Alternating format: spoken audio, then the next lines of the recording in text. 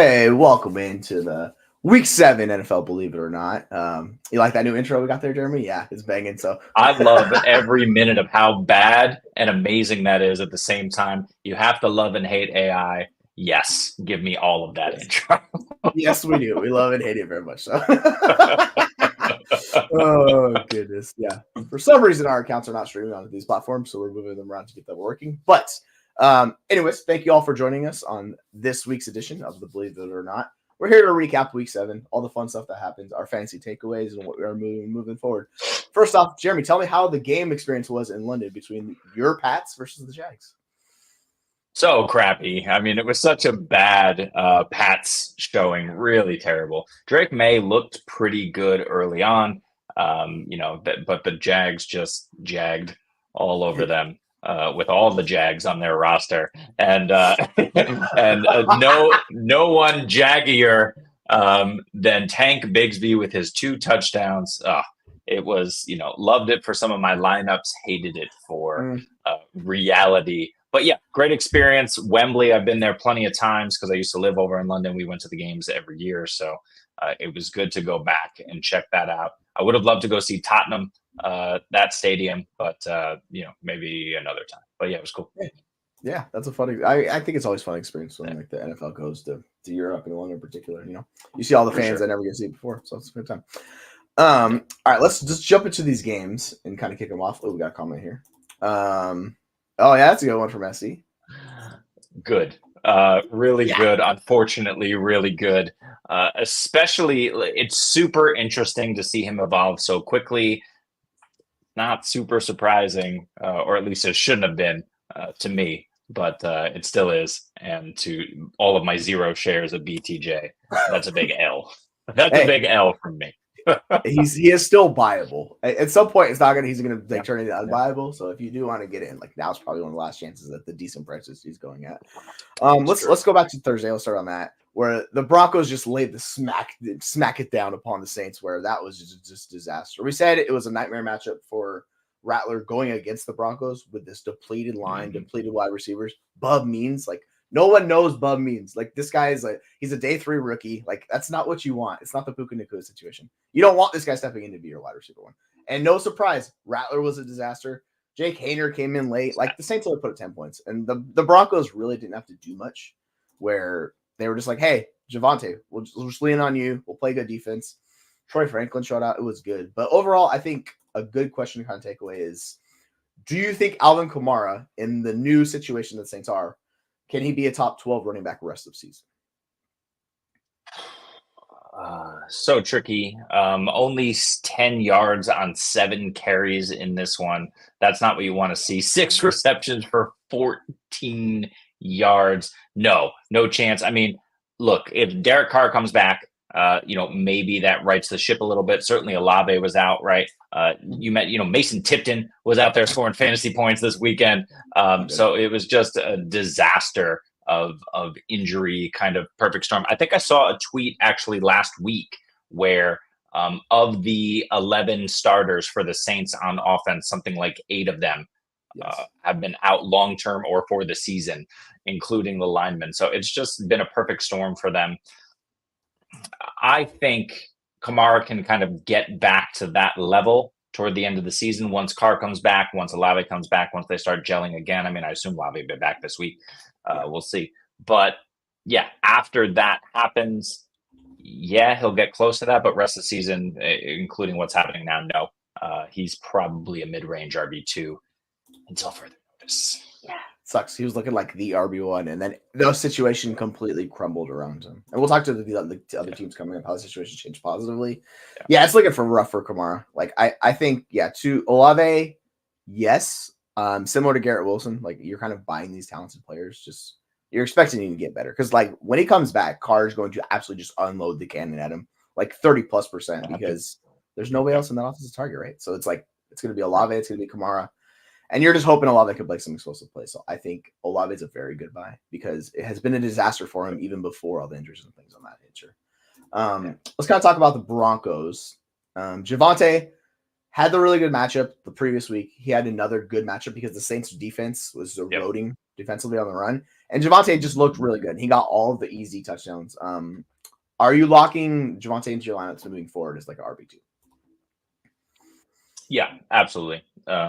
He's seeing a majority of the touches in the backfield, which is great. He got 17 touches in this past game. That's exactly the kind of usage that we want to see out of him. Now, McLaughlin's still involved. Estime is now involved. Those guys looked good in terms of yard per carry, but Javonte was no slouch either, 14 for 88 and 2 on the ground. If Estime is not going to take over that goal line role, Javonte is absolutely a high-end RB2.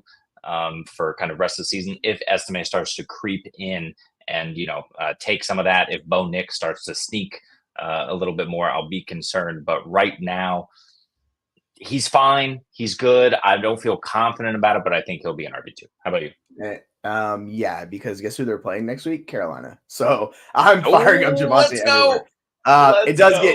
It gets immediately worse with Baltimore after that. I think he's very situation game script dependent. So in games the good matchups against Carolina, who we just saw against Washington, they can't stop a nosebleed. Like that's how bad they are. So yeah, Javonte, I'll lock him in next week. He's going to be very dependent. I think he's like a borderline RB2 depending on each game. It's like I'm not going to play him against the Ravens. Like we've seen that Ravens defense, they just shut down running back. So I'm not going to even touch it. Fantasy playoffs on Javonte. Indy Chargers, not great. Cincy. So 2 excellent games, including fantasy championship week. So he's a buy right now if you can for your championship hopeful rosters. Yeah, there's a lot of contending teams that are kind of like in that in between spot where they don't know who the running backs. I think you go target the Javonte manager because he is not young. Like he's in that middling range of age. So yeah, I'd be fine going and getting Javonte on the roster, locking him in because the price has dropped down immensely. Like you don't have to pay a first round pick or anything like that anymore. So yeah, I'd be doing that. All right, let's jump into this Pats Jags game where started out well for the Patriots. It did not end well for the Patriots. Jaguars won 32-16. I think the fun question to ask about the 2 quarterbacks is who do you prefer rest of the season between Drake Maye or Trevor Lawrence? Holy moly, it's Drake Maye. I didn't think I would be saying that, but it's Drake Maye. It's the rushing upside that we love to see, and we love to talk about. And even though Maye only ran for 18 yards in this one, you really hope or expect that number to kind of creep up. He's going to have to take off more often. And this Jags D was actually bad enough where Maye didn't have to run for his life, even though he was under duress. There will be games in the future where he needs to absolutely take off and utilize his legs. But 26 for 37 through the air, 276 and 2 with no interceptions. That's what we want to see against a bad defense from a rookie quarterback. It's kind of like what Caleb Williams is doing. These guys are not on the same level. At the same time, Caleb Williams is absolutely torching these terrible defenses on the stretch run. Drake Maye just did the same, which is nice to see. On the other hand, Trevor Lawrence, only 15 of 25, 193 and 1. It's just the run game over there. So the Jaguars are doing what needs to be done. They're still hopeful, and they're probably going to lean on Tank Bigsby a lot more than anyone expected. So yeah, I'm going to go Drake Maye rushing upside, and he's cooking right now. Yeah, like it's against these better defenses, like he's got the Jets next week. He's going to have to move more and be on the run more. So I think because of the rushing upside, similar to Bo Nix, he's just a lot better player than Bo Nix, but the rushing upside is there. We're week in and week out. It's just better than Lawrence. And Scott, we see your question. We're going to get to it when we talk about the 49ers here in a little bit. But yeah, I think this actually gets into our next question for the Jaguars is who is the Jaguars running back to own rest of the season? And to your point, yeah, I think at some point Peterson's getting fired. Like this is, I told them like they should have fired him anyways. But when that happens, they also said he came out and said that it's still Etienne's job, which is a very interesting statement for him to make. So for you, who is the Jaguars running back to own the rest of the season? Are you buying Etienne? Are you selling Bigsby? Or are you somewhere in the middle? Really, the only issue. So first of all, I think it's Bigsby.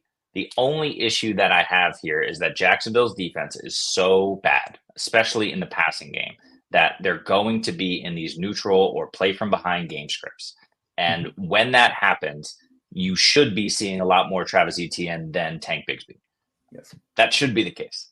Tank wasn't involved in the passing game. He had 1 target. He didn't catch it last week. I mean, he's got 2 targets on the season. Bigsby does. So we know he's not involved in the passing game. Yes. But if they continue to hand the ball to big 26 carries in this game, 2 touchdowns, we know he's a short yardage guy. He's getting it over Dearness Johnson, who is the passing down back until Etienne comes back. Yeah, I think it's tank. It shouldn't be, but I think it's tank. How about you? Yeah, this is very similar to Derrick Henry. It's super game script dependent with Derrick Henry. And he's just in a much better situation. Like this was him in Tennessee, right? When they were winning, he got the ball. When they were losing, he didn't. So like I'll go through you Bigsby's games. Game against Miami, 12 attempts, 73 yards. The game against Buffalo, they're losing. He gets 2 attempts. Game against Houston, still's not heavily involved because they're losing that game. 7 attempts for 90, but he was super efficient on usage.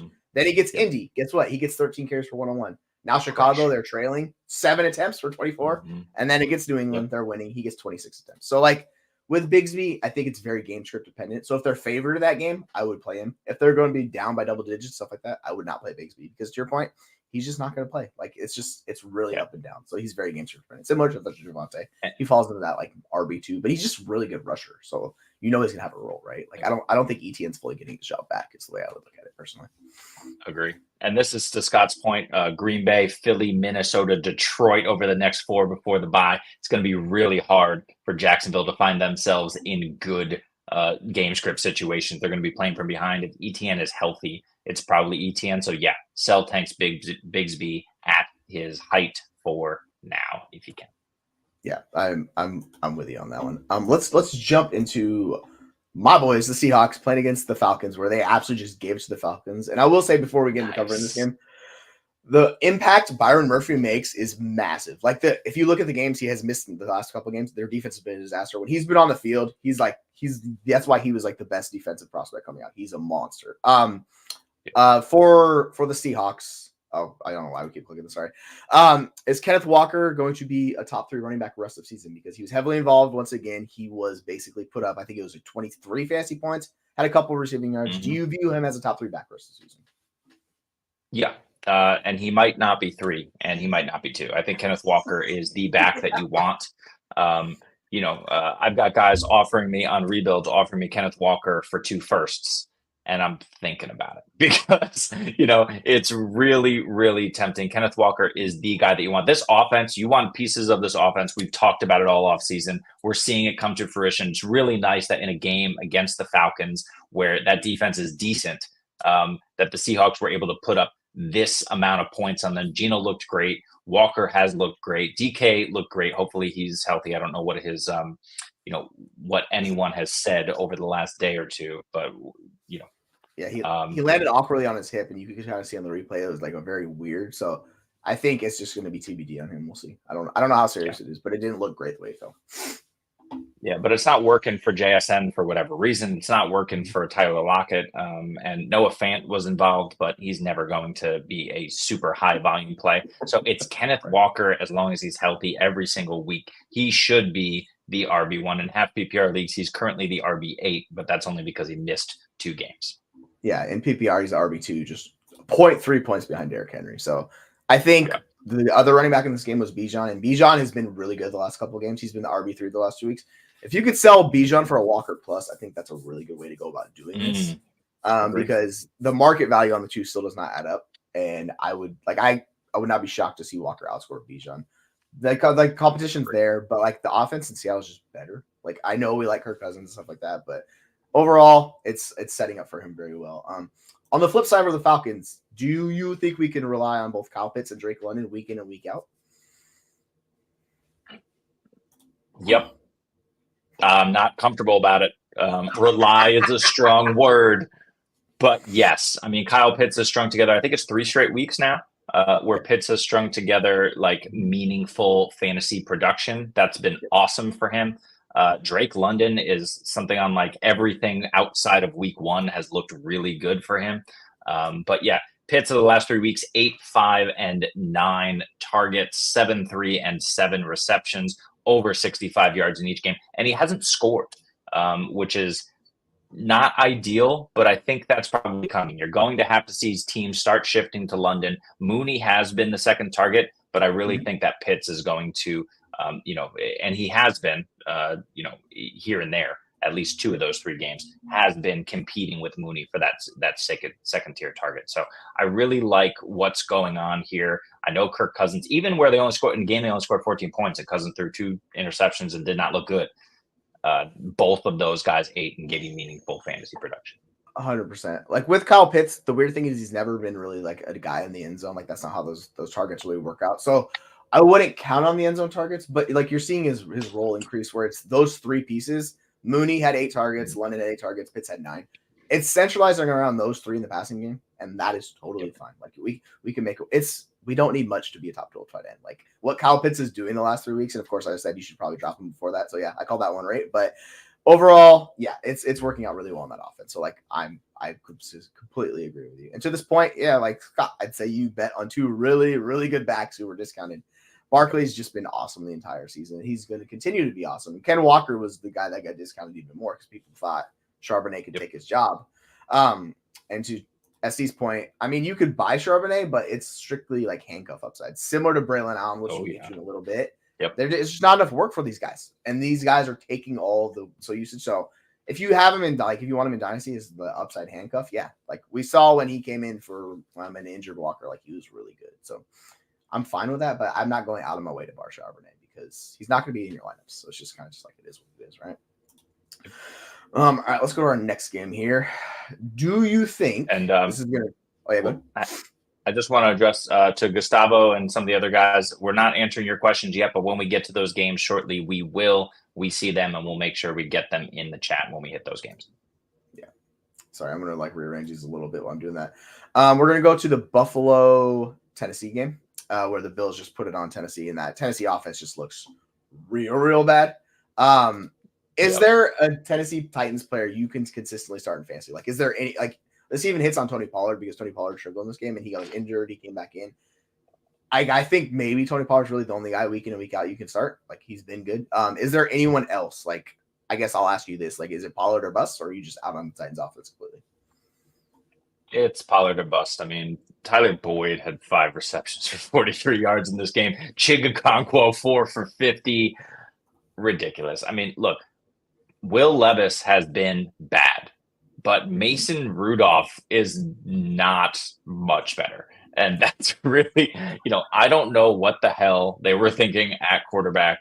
I don't know what some of these teams, there's a few teams where, like, how is your backup not Jameis or Mariota or Minshew? Like, I know those guys kind of got scooped up pretty quickly on the market this offseason, but like, you were asleep at the wheel if you had to settle for Mason Rudolph as your backup, because we're seeing what happens here. The answer is nothing. Now, the one thing I'll say, and I still believe this, is Tony Pollard, if healthy, is going to absolutely crush in the fantasy playoffs. His schedule is money. I'll look it up here in a second.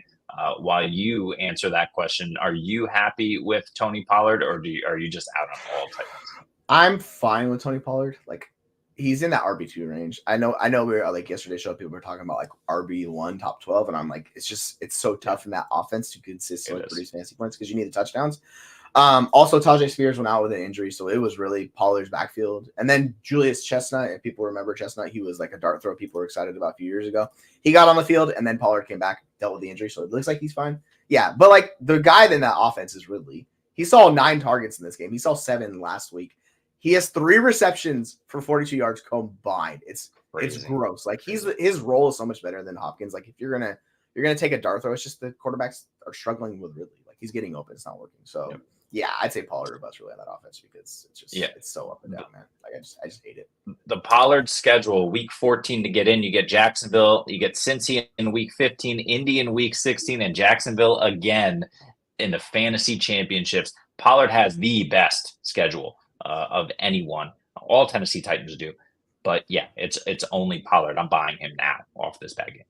Yeah, I think based on this game, you could probably get a little discount on Pollard just because everybody's like, yeah, team is so bad. So yeah, like, I'm fine doing that.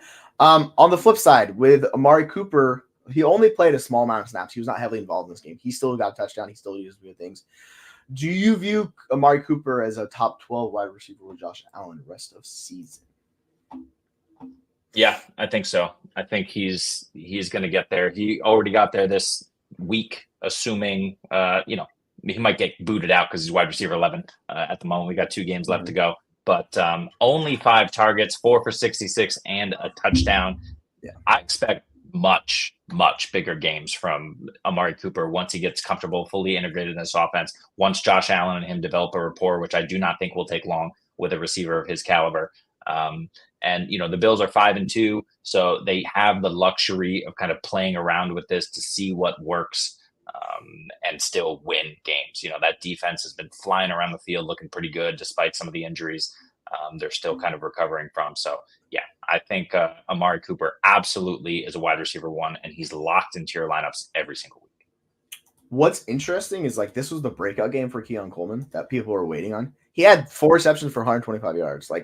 That's worth keeping an eye on. Pay attention because he's a rookie. He's going to get better as the season progresses. Khalil Shakir was 7 receptions for 65. He was viable. Even Dalton Kincaid gave you 3 for 52, which isn't great. Yep. But I think it just makes life so much easier because Cooper only played 35% of snaps in this game. It was a slow buildup for him. I think after this week, it's wheels up to your point. And then I would probably target Coleman as the cheap buy. And then if you're desperate, you can go Kincaid. But yeah, he looks really, really good. And Cooper finally got the best upgrade you could potentially get. What's that? Yep. I mean, you can I just think he's a much better player than Gabe Davis. That's kind of the thing. And what Cooper allows them to do is it allows them to get Keon out of this just sacrificial X role and move him around the field, right? And if you put Coleman into the slot, I think it works really, really well because it frees him up. I don't know if that's going to happen, but I think it gives them the freedom to kind of mix and match these pieces because before he was stuck at X. They didn't have anyone else who could do it unless you count Mac Hollins, but let's be real, no one's counting Mac Hollins. So I think it gives him some freedom. It just depends on his price in Dynasty. So if people are willing to pay high, sure. But I think people are kind of out on Coleman just because he has some stake on him. Let's go to the next game. The Bengals beat the Browns 21-14. Joe Burrow did his thing. I think what's interesting is this is the 4th consecutive game that Tee Higgins has out-targeted Ja'Marr Chase for the Bengals. Where do you stand on these two? Is for fantasy, are you still just have Ja'Marr Chase locked in as the wide receiver 1, or is Tee Higgins kind of pushing him where it's getting a little bit more of a discussion for you? I think this is always how it should have been with Tee Higgins. It kind of used to be this way with Tee Higgins back when he was healthy, which was feels like a year and a half ago at this point. But Tee Higgins is finally in. He's cooking. 8 targets last week. Ja'Marr Chase is 6. But no, Chase is locked in. He's the big play threat. He can always take the ball to the house. He has that better yak ability than Tee Higgins has. It's not to say that Tee Higgins doesn't have it, but Ja'Marr Chase is just elite when it comes to that. And Tee Higgins is a great option. He's a great 1B. He always has been. But no, I'm going with Ja'Marr Chase. But both of these guys are locked in. Jerry, what up? Yeah, I'm with you. Offense looks really, really good. And they did struggle offensively in this game versus Cleveland because, by the way, Cleveland still has a good defense. That's the one thing that is there. It's been up and down, but it's good defense. Overall, they did enough. To your point for the running backs, I think Chase Brown is taking over the backfield. He's taking it over. He's being an efficiency guy. So it's Chase Brown's backfield. So Zach Moss bag holders where we're kind of what? We got that one wrong. But I think the more interesting thing to talk about is Cleveland. And my God, David Njoku, baby. It is alive and cooking. My shares of David Njoku love in life. 10 receptions, 14 targets, going bonkers. Do you think he could be the tight end 1 for fantasy? Because I think that's a total legit discussion with David Njoku moving forward. Do I think he can be the tight end 1 for fantasy? Absolutely not. Because there's 2 guys named George Kittle and Brock Bowers who will not relinquish their already stranglehold on the position in San Francisco because of the injuries around him, and in Brock Bowers' case because there's nobody left. And I guess the injuries around him if you count Jacoby Myers. So it's those 2 guys for me. And Njoku is climbing up though. For example, Njoku or Kyle Pitts, Njoku or Tucker Kraft, Njoku or Cole Kmet, who's looked good. And I think Njoku is probably the answer in all those cases. So I love it. And I think, as Jamie says, I think we put this up, the Browns offense just seems to have gotten better. But the other thing that we need to consider is Cedric Tillman coming out of nowhere. I think this is a bit of an aberration. I do not look. We love Jameis for fantasy production. We love the fact that he's just willing to chuck it up. Cedric Tillman has that contested catch ability in him. I just don't think that this is going to be long-term. Jerry Jeudy did absolutely nothing in this game. I think a better question is Jerry Jeudy cooked? I think the answer is probably yes. They're going to have they're going to have much more difficult matchups than this Cincinnati matchup, which is absolute cake for fantasy offenses. So I would just say proceed with caution. Njoku should be fine, but the rest of these guys, I don't think so. Yeah, I think we'll talk about the waiver show tomorrow. Cedric Tillman's gonna be on that list. Like I'm just gonna say it right now. Like he's gonna be Oh on the yeah. list. Oh yeah. You got to To pick him your up. point, SC, like it's Jameis. Like DTR got injured, hand injury. Like Agreed. he's not playing. They wanted to see what it's like, but it's gonna be Jameis. We know what Jameis does. Like he could support fantasy assets. So a lot of these guys are gonna be viable. Nick Chubb looks good. Like the team just got a lot better. Is the way I'll phrase it. And we missed this question for Tyler for Shakir and redraft. I think he's fine. He's like a wide receiver 4. Like that's kind of how I view him. So you want to view him as a flex play? Sure, it's going to be boom bust with him because Cooper's going to siphon a lot of targets. So that's going to be a hard part for him. Let's actually go to the next game, which was actually a fun, entertaining game. Houston loses to Green Bay. They kind of give it up late. Green Bay takes the game. And our boy Josh Jacobs finally got into the end zone. I'm trying to find our question. Here we go. How reliable is Josh Jacobs going to be for you? Because for me, he's a locked-in RB1 moving forward. He was more of a back end. Where do you kind of have him at rest of the season? Sorry, what's the question? Josh Jacobs? I can't see it on the. How reliable is Josh Jacobs going forward for you? I think he's super reliable. I think, it's been tough going for him, but it hasn't been a volume issue. It's legit just been a touchdown issue. And we're going to see that start to normalize. We saw that this week. The regression is coming for Josh Jacobs. I think we said, and we'll have to fact check this, Jesse, but I think this is the first ever receiving touchdown for Josh Jacobs. Is that correct? Yes, it is. Ever, right? So we know that in this offense that can move the ball, that can put up points, that Josh Jacobs is going to be one of the guys who's able to do that. It just hasn't happened until yesterday. It's going to continue to happen. Buy in on Josh Jacobs. I think he's a back-end RB1 rest of the season. Yeah, he's currently the RB 24 in the season, 13 points per game. Like it just has not been going well for him on that. So yeah, I'm with you. I think if people are worried about him, they should definitely buy him. Yeah, this is going to segue into our question for the Texans. Does CJ Stroud continue to struggle until Nico Collins comes back? Because our question is it time to panic on CJ Stroud? And my whole thought process going into the year is I thought CJ Stroud was overvalued because we were banking on a non-rushing quarterback to do the Patrick Mahomes thing where it's like, oh, he could throw for 50 touchdowns. And I'm like, it's possible. I don't want to make that bet was my concern. So no, I'm not panicking on him. He's more in that back range for me personally. Like he's a back end QB1 with that upside, but like most weeks he's going to be like a QB2 range, and that's kind of where he's at points per game on the season. Are you panicking on CJ Stroud? Are you buying CJ Stroud? What are you doing with CJ Stroud? Yeah, it's beyond time to panic. You're panic. If you haven't panicked yet, panic now.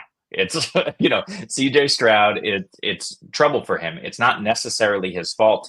There's two words I have for Stroud managers. It's Joe Mixon. Joe Mixon has been absolutely on fire. He continues to do what Joe Mixon does, is just carry the load weekly. As long as he's healthy or moderately healthy, he's out there, he's putting up 100 yards, and he's scoring touchdowns on over 20 carries. So they're going to continue to run this offense through Joe Mixon. It's kind of no surprise when you consider the coaching staff there. They want to be defensive minded.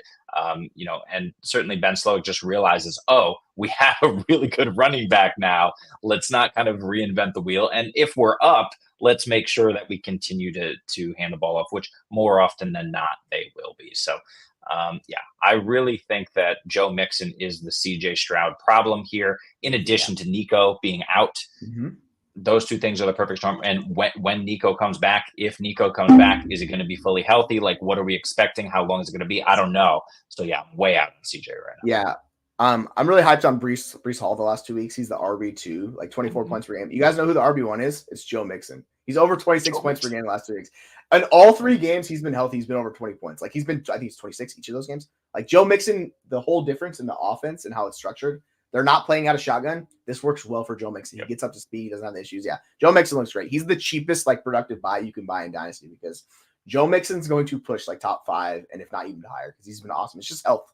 That's the one concern with Joe Mixon. He's healthy, that dude's going to eat. So that's why I'm not too worried about Stroud because I've kind of viewed him that way. But I think the market in Dynasty is more catching up to that view. So I'm with you on that. All right, question on Jayden Reed. Are you worried about him because Romeo Dobbs? I'm not. Jayden Reed has not been a massive target earner for me. That's not his game. He's super efficient. He's similar to Debo. He does things on the ground. So it's just one bad game. I wouldn't be too worried about from Reed. Wide receivers are just boom bust in nature because they don't get the running back volume. So they're going to be up and down each and every week. You see Jefferson put up 15, then he puts up 30. It's just kind of that nature for wide receiver. So the way he's used, it's going to be very like efficiency based moving forward. It just is what it is. Like I think he's closer to like Amon-Ra as like a points per game basis, so I'm not super worried about him. So it is just kind of is what it is.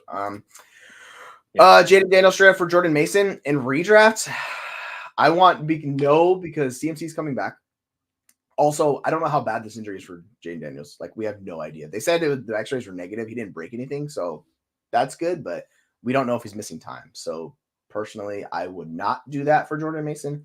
If you're getting, like, like, if you said Joe Mixon, I would say, hell yeah, like, I do that. But I don't think that's going to be possible to redraft. It's just all about that. So, you have Josh Allen? Sure. Then I would – yeah. I don't really want – it's such a short window with Mason. That's what worries me. Because CMC could be back next week. Not this week, like week 8. Yeah. Like, so it's really tough to buy Jordan Mason right now. Like, I don't want to buy him. Agree.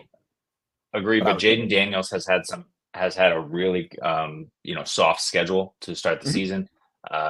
From weeks 2 to week 7, the Giants, Cincinnati, Arizona, Cleveland, Baltimore, and Carolina. Those are 5 of the 6 like worst pass defenses and best pass defenses you can play as a quarterback. Now it's going to tighten up starting next week. Chicago gets the Giants again, but then Pittsburgh, Philly, Dallas. So there's some good matchups in there, but some bad ones. I don't love Jayden Daniels here. And if I'm talking 1 QB and I have Josh Allen, I'll do the deal and just take the risk.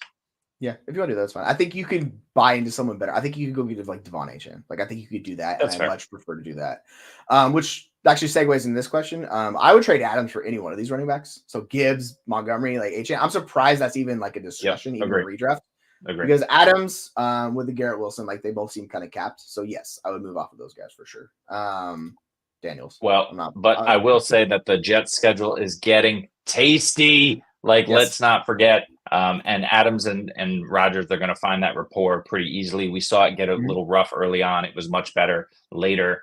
Garrett Wilson helps to open up that offense. Breece Hall helps to open up that offense. So it's going to be better. That said, yeah, give me Monty, Etienne, I think, is a discussion. But give me all those guys. Yeah, like if you can get yourself valuable like RB1, I think it's just the ceiling and floor both higher.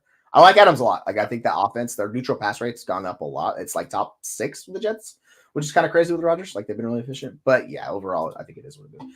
All right, let's go to our next game. Let's talk about the Colts and the Dolphins in a battle of just ugly offenses. Which brings us to everyone's favorite quarterback, Anthony Richardson. Can you start him moving forward, or is he just on your bench being a roster clogger? No. Can I start him? No. Can the Colts afford to start him going forward? I don't think so.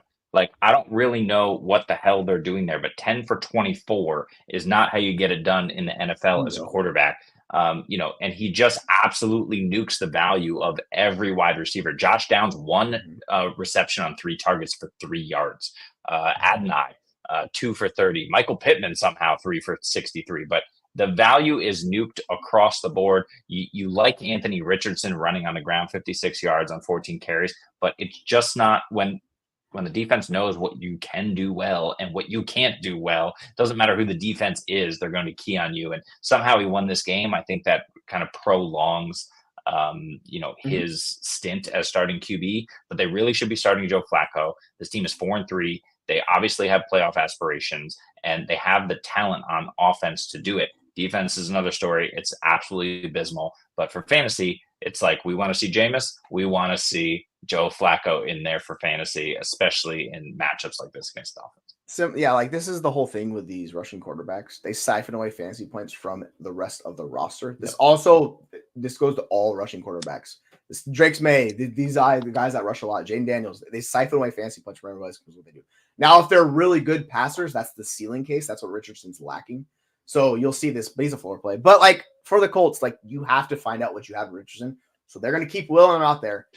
He had 14 rushing attempts. Like it reminds me of like Tim Tebow, those type of years where the passing was so bad right now that it was just a floor play from Richardson, but he's just not getting there. Yeah. We trusted Steichen. He's supposed to be a really good offensive coordinator. They need to figure out some stuff to go on with him. But to your point, until JT comes back, like all these guys are super boom bust. I don't mind Tyler Goodson because he's just a much better player than Trey Sermon. Like, you know what I'm saying? But yeah, Pittman, like Downs, it's tough. So you have to be patient with those guys. Drop him. Yeah. I'm not like, if you think that what's his face is coming back like Flacco, I don't mind it because they're good players and I like betting on them. But yeah, like it's just gonna be hard. If you view them as roster cloggers, yeah, that's fine. All right, let's go to the Dolphins. With Tua coming back at the helm, can we finally start Jalen Waddle? Because good Lord, it's been awful for Jalen Waddle. Talk about a guy that can't do anything. It's just been so bad. Tyreek Hill and Jalen Waddle combined had 16 receiving yards in this game. So when Tua comes back, which is supposed to be next week, are you firing both of those guys up? Or are you being more hesitant with Waddle? No, I'm absolutely firing both of those guys up. First of all, they're playing Cardinals. Secondly, as of 4 minutes ago, Tua on track to play. He's designated from return. Everybody feels like he's going to play. We'll see. Hopefully he does. The Dolphins need him to play because the Dolphins are now 2-4. So yeah, Huntley has done literally nothing. Etienne and Mostert aren't, the running game can't get going because there really is no threat of the pass. When Tyreek Hill is putting up the abysmal totals that he's putting up, 1 for 8 on 2 targets. Are you kidding me? Jonnu Smith, 7 for 96 and a tutty. Stop. We know Jonnu Smith is a good enough NFL tight end, but this is not how this offense is designed to run. So I really, Etienne and Mostert both put up decent totals given the work that they were given and given the state of this offense. But everyone is going to get better when Tua comes back. That includes Waddle. He'll still be a little boom bust. But yeah, Waddle, Hill, absolutely plugged right back into our lineups. And both of those running backs, if they're healthy, I'm plugging everybody. That's the hope, man. It's like we need this to get better because it is so bad. I think it's a lot easier to buy Waddle in redraft. Like he's the one I would go to buy instead of like Tyreek. Everyone still loves Tyreek. I know I said the last chance to buy Tyreek is now. That is true. But Waddle's super dirt cheap. If you want Mostert, you could pay him for pennies on the dollar. I think he's good. And sorry, we missed this question earlier, Perico. I don't know what you do. You just kind of have to pick and choose. I think Mahomes is probably the best of those guys. But yeah, it's not great because you have Daniel Jones, Anthony Richardson. The rankings I'll have between Mahomes and Richardson each and every week. It's bad for all of those quarterbacks right now. You got to bet on each better. So I just play matchups with those guys, to tell you the truth, because Mahomes is not doing much of anything either. So it's just like, oh, yeah, don't even get me started, Jamie. Here's so this bad. One. We got to talk about this one first. A good segue. I mean, sell A-Rich for a QB2 plus and keep Mahomes. I mean, in Dynasty, like it's a discussion because of where these guys' values are at. But like in redraft, who's buying Richardson right now? I don't think anyone's buying Richardson. Yeah, so that's a good point. Like if I try to trade Richardson, people would be like, "Are you insane? Do you see these points per game?" Especially box score guys. If people are chasing box scores, like good luck. In Dynasty, I'm still like I'm willing to buy Richardson because of the ceiling, but good Lord, that it does not seem like it's happening anytime soon. This very much reminds me of Josh Allen, like his rookie year. Like you got to have patience with these guys. So don't give up. Yeah, true. Just go buy a super cheap QB2 like you're talking about. Like Sam Darnold, like still not going to cost first. Those guys, you know what I'm saying? Yep. Just go get a producer. And then you just lock that guy onto your bench because you do not want to play him. All right, let's jump to our next game because we are kind of going a little bit here. The Lions come back, beat the Vikings 31-29. For you, with Jahmyr Gibbs, if I could find this freaking question wherever it's at. I'm going to stall for a second. I don't know where it is. We have lost it. Yep, we've lost it. Oh, no. There it is. All right. Is Jahmyr Gibbs the high-end RB1 we were promised? And for me, yeah, he looks great. Like, it's just everything. So I will say, hell yeah, I'm backing on Jahmyr Gibbs. Where are you at with Jahmyr Gibbs? I will say no. I will say, David Montgomery is the problem. David Montgomery was not the problem in this game because David Montgomery went out of the game injured. And I didn't see when he came back. I know he did come back and how involved he was. But Montgomery still had 3 receptions on 4 targets for 39 yards in this game. Both had equal targets, and Monty just didn't play nearly as much.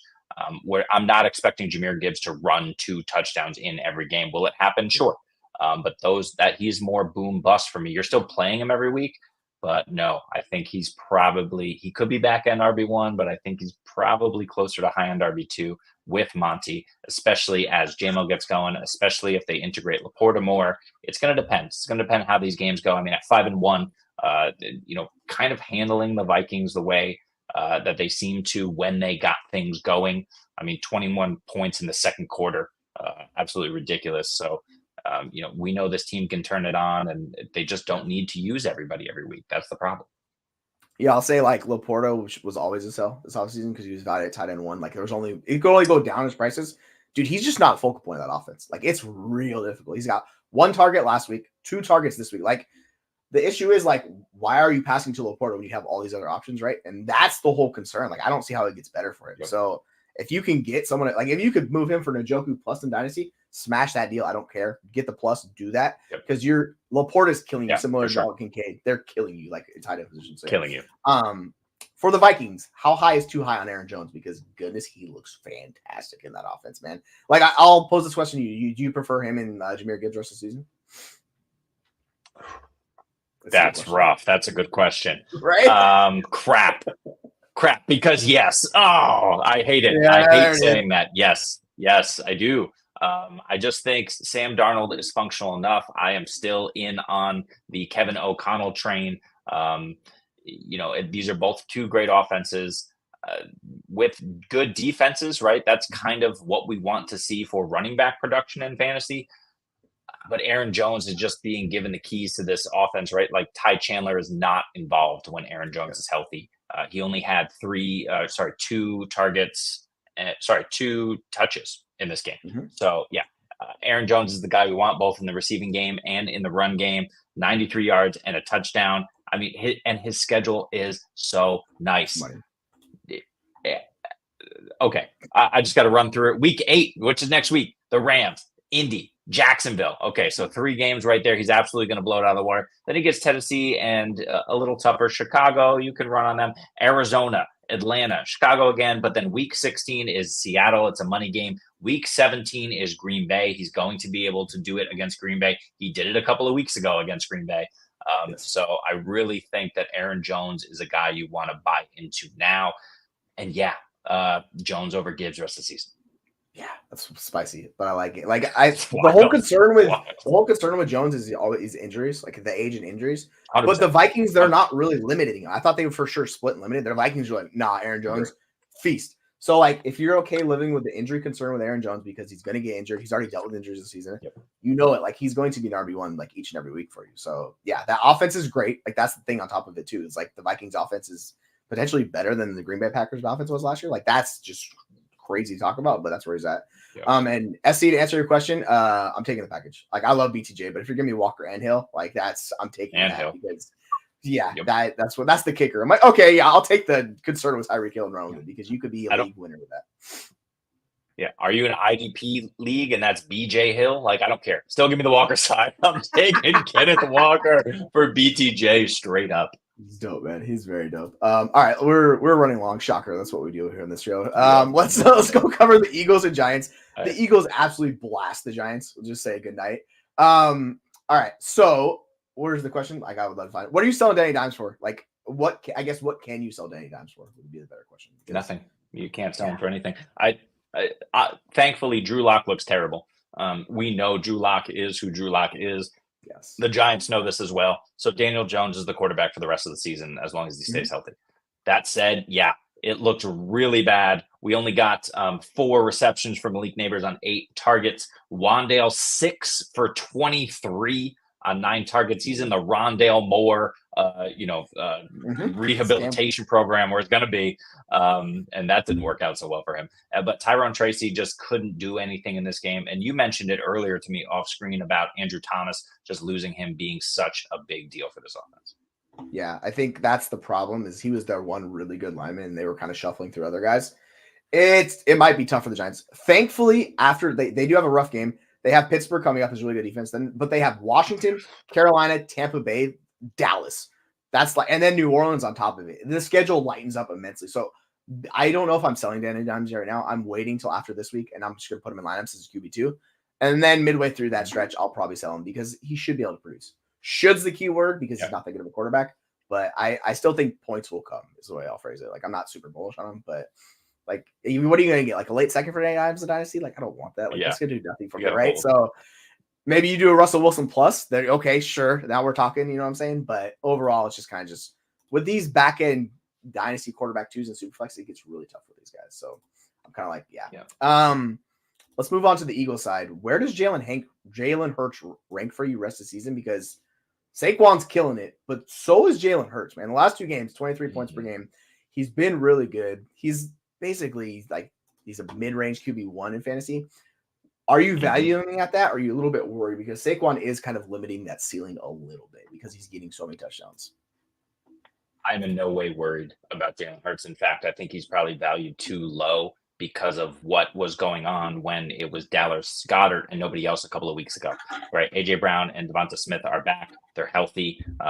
They're utilized the way they need to be. And look, Saquon took over this game, but this is a revenge game. It was against the New York Giants. He's going to do it again against the but he's back home against the New York Giants. I mean, they wanted to feed Saquon. Doesn't mean Saquon doesn't always get fed. Saquon always gets fed. But at the same time, Jalen Hurts rushing in 2 scores in addition to throwing one through the air. I mean, it was by far his lowest passing total on the season. He was only 10 of 14 attempts. That's not going to happen again. So I really like Jalen Hurts rest of the season. The schedule is super nice for him. Juicy. I think he's going to be top 3 when it's all said and done. Yeah, like we get Cincy, Jacksonville, Dallas, Washington, Rams. That is a freaking just Baltimore. Baltimore, Carolina. Keep going. Yeah. Like Baltimore gets the rushing aspects really like they limit you, but like we've seen through the air, if the Eagles offense can figure it out, which they're kind of up and down. If they're healthy with Gallagher, all those guys back, like they should produce fantasy points. Even till the end of the year, like there's not really an offense or a defense I'm scared. Like Pittsburgh week 15 is probably the one matchup where you're like, all right, that defense is legit. But outside of that, like, yeah, I'm with you. Hurts is kind of the guy we were expecting him to be. They have been very up and down, but like it's Jalen Hurts is just awesome for fantasy. That's all I'm worried about. Like, awesome. So you just roll with it. Like Tron Force. Yeah, man, like this, you kind of have to hope for this, right? Because you have Daniels, you have Tyreek, you have Kupp, Barth, all of these guys, Njoku, McLaurin. This offense should look really good, but yeah, you got guys coming back. So I know you're 2-5. Like there is light at the end of the tunnel. Just have a little patience. It should get a little bit better for you. So I would not be as super worried about it, but that's just kind of how it goes. Sometimes this year's been super up or down. Let's do Rams Raiders, and boy, oh boy, the passing in this game was rough. Let me tell you what. Yeah, it was just awful. All right, so let's talk about this. Is Brock Bowers QB proof? And I feel like the answer is pretty yes. But how do you think he could succeed in any situation, Brock Bowers? Yes. Do I worry about Brock Bowers at all? No. Is there anyone on this team who's going to take away targets from Brock Bowers? No. Am I concerned about Jacoby Myers coming back and being fully healthy and integrated to this offense? No. Is Brock Bowers always going to be on the field? Yes. Are the Raiders always going to be trailing? Probably yes. Brock Bowers is the only tight end who can challenge George Kittle for tight end 1, only because Kittle keeps catching touchdowns, and now with Ayuk potentially done for the season, I'm not sure if that's been confirmed yet. Debo, who knows what's going on with him.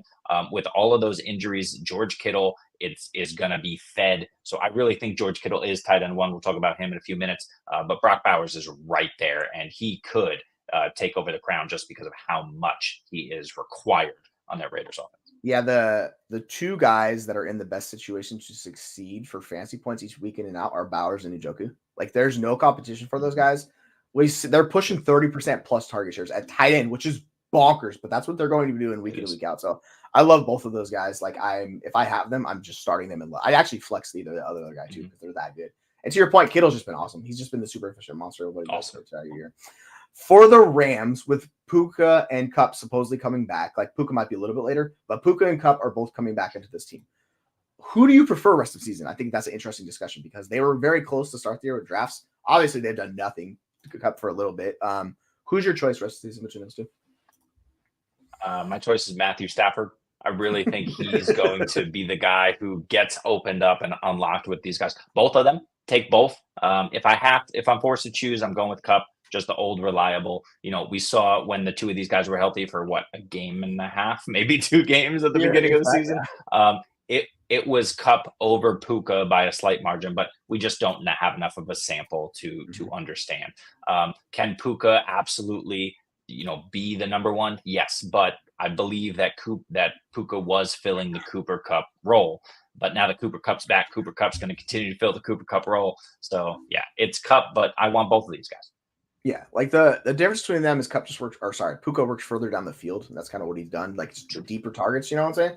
Kupp gets all the shorter stuff, but yeah, like the still the highest usage in the NFL wide receiver, the Cooper Kupp. Like it's better than Malik Neighbors. Like that's what it is. I think with Puka coming back healthy, which should be the expectation, then it's going to be like both of them, and both of them should be in lineups because this offense desperately needs it because they have Kyren Williams, who somehow Kyren Williams still just produces fantasy points, even though it's a god-awful situation right now.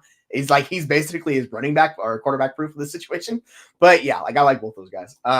We don't spend a ton of time on the Washington Carolina game because my goodness, this Carolina team is abysmal. Washington beat the brakes off of them with Marcus Mariota. Like Jayden Daniels got hurt. I think it's an interesting question for that you pose with JT Sanders worth a pickup. And I mean, he's a rookie tight end, so it's really difficult for those guys. But like, you know what? He got 6 targets, 6 receptions. He's been heavily targeted the last 3 weeks, which is interesting. He's a rookie. I think he's going to be heavily boom bust, but like we're talking tight end is a wasteland. So I think he's worth a pickup. I don't know how comfortable you are going to be starting him week in and week out, but like I think he's worth a pickup. Like I think we could like at least, bring him in the discussion, see what you do, because once you get outside the top like 8 tight ends, it's kind of like, can they catch a touchdown? Can they, can they do these things for me? Like your people are holding on to Dalton Kincaid. He's doing really much nothing for you. Like it kind of is what it is. So for me personally, yeah, I think he's well worth pickup. And then with Jayden Daniels, I don't know what's going on yet. We need to find out some more information, but I don't think it's a long-term injury. So if you're worried about Jayden Daniels, I wouldn't be. All right, let's answer this question really quickly. Are you taking this deal in a start 2 QB Superflex league? So that means you have a Superflex spot and 2 quarterbacks? No. Yeah. No. No chance. Tough. And let me just address the fact that Chicago is on a heater, and it's because Chicago has faced the worst defenses in fantasy. Indy, Los Angeles Rams, Carolina, and Jacksonville, the last 4. Now they have a bye. They only have to face Washington, which has looked better on defense for sure. And Arizona. The next 2 weeks are going to be really nice. Outside of that, it gets much, much more difficult. New England on the ground, not a cakewalk. Green Bay on the ground, fine. You can run on Green Bay. Minnesota, Detroit, San Francisco, Minnesota, Detroit again. So it gets really bad towards the home stretch when you're going to need DeAndre Swift. He can get there as a receiver, but he hasn't shown, he's only has 2 games with 5 or more targets through the air. 4 targets is nice. He's done that a few times, but I just think that DeAndre Swift is going to come back down to earth here. And so I want to keep A-Rich. How about you? Yeah, I'm still going to keep Richardson just because the ceiling is so like it's really hard for Swift to gain value, like from a dynasty like perspective. His expected role is really good though. Like he's top 8 in expected points per game for DeAndre Swift. So like if you want to buy DeAndre Swift, I'm fine with it because running back gets really dicey too at a certain point where we hated Swift, but his usage is just really good. They don't trust the other running backs. Like Khalil Herbert's going to do a little bit, but yeah, like he's going to produce because Caleb Williams, I trust him. Like he's been really good. So I know, I get it. Like the schedule changes. It's going to get bad. It will get worse. I'm not expecting him to put up 30 fantasy points a game, but I'm like what he's doing offensively. I think he can still produce. The offense should be fine because they have enough pieces. Shane Waldron has made enough changes, even though we hate Shane Waldron. They tweaked the offense enough where he's really focusing on the good position players. So I get it. This was actually a good pickup. Like, well done. Like, congrats on because Gainwell's nothing, right? That's how you win. That's how you win. Like long term, this is like getting Ben Sinnott for like a couple years down the road. Like if you get Ben Sinnott now, then you can just wait. It's going to get better because Zach Ertz isn't elite. Zach Ertz is the ultimate tight end block. Like he just comes in, he blocks you for a year, and then he dips. I don't think you really. Yes. Yeah. Take Hawk. Yeah. Go get Hawk. Yeah, 100%. Like that's a much better because you have McBride and then you get Hawk and then you were like locked in with those 2 because it's happy. Yeah, like I love that move. So, thanks for doing this, Mike. All right, let's go to our next game. Talk about the Chiefs, who everyone raves about their offense being terrible. By the way, Kareem Hunt's getting a bajillion opportunities a game, beating San Francisco 49ers. So I think the interesting thing for the 49ers is those cracks are starting to throw through more and more. This game they circled and the Chiefs really just destroyed them all the way throughout. So. Yeah. I think it's fun how bad Mahomes has been, and they're really just undefeated. They're unstoppable. So bad. With Kareem Hunt, as long as he's starting running back, are you treating him as an RB1 in fantasy? Because, my God, the guy is getting used out of control usage. Don't know how to answer this question, Jesse. Don't know how to answer this question. I don't want to. I don't want to because he's a 29-year-old running back. Nobody wanted this guy. He came in off the street. In the middle of the season, and is all of a sudden the last 2 weeks 27. They had a bye in between, and 22 carries. It's ridiculous how they're using him, and they have some really, really nice schedules lining up for them. They have Vegas next week. They have Buffalo. They have a stretch of Buffalo, Carolina, and Vegas in the middle of the season. They have Houston in Week 16. All of those should be really good games for Kareem Hunt. I don't think they're really going to work anyone else in. And the thing is, this team is built to be an Isaiah Pacheco-led offensive team. Kareem Hunt is just stepping in and playing Isaiah Pacheco to like 80% of what he was able to accomplish. It's scary. And yes, he's probably an RB1. Yes. Yeah, like he's averaging 3.95 yards per carry. It doesn't matter because he's getting all the red zone attempts and the end zone. He's locking in those touchdowns. And I don't see it really changing. So until Pacheco comes back, we don't know when that's happening. Like, I think you can consistently start him as a borderline RB. I think more high-end RB2 makes more sense just because he's not efficient and doesn't get a ton of catches. But, like, he's getting all of their opportunities around the end zone, and that's really all that matters. He's getting those high-value touches. And in that offense, you're getting 24, 27. Even the first week he was back, he was still 14, a couple carries. Like, that's good, man. The offense is not bad. I know we talk about Mahomes' issues. Like, the offense is still pretty decent. I will say Worthy, it's kind of TBD. He's getting targets, but the Juju injury and the Debo injury, all that fun stuff was not great. I'm going to ask you about this question. Oh, yeah, go ahead. Well, I just have the latest on Pacheco, which is a month ago now, is that it's 6 to 8 weeks. I really think that this team, what are they, 6-0 now? 6-0. Yeah. There's no way that Pacheco is coming back in the regular season. Like, unless they want to ramp him up in like a game or two and give him some limited work, in the fantasy playoffs, I could see that as a possibility, but I'm not relying on Pacheco at all for fantasy this season. It's very possible they just hold him out and they just do a 1-2 punch with Hunt and Pacheco in the playoffs, especially if Hunt is healthy. So yeah, I can't rely on him for the rest of the season. How about you? Yeah, like it's the latest update we got was like September from a few of the injury analysts. It's like the timeline was 6 to 8 weeks, but like it's similar to McCaffrey. So I expect him to come back later in the year. But yeah, to your point, they're not going to force it. Like, they have no need to force him coming back. But when he's healthy and if he's like, they're going to play him, he's just better than Hunt. Like, I think that's what it is. So you'll just basically put him in the Kareem Hunt role, and it's just more efficient and better at what he does. So I would be fine doing that. But yeah, like, I think if you think Pacheco's not coming back the rest of the year, then like you should be buying Kareem Hunt because people don't like Kareem Hunt, and he's going to produce. We've seen it, right? He's a super cheap end. Like these old producers in Dynasty, what those guys are. All right, here's an interesting question we got. Dak and Nico for Kyler, Terry, and Goddard. Sheesh.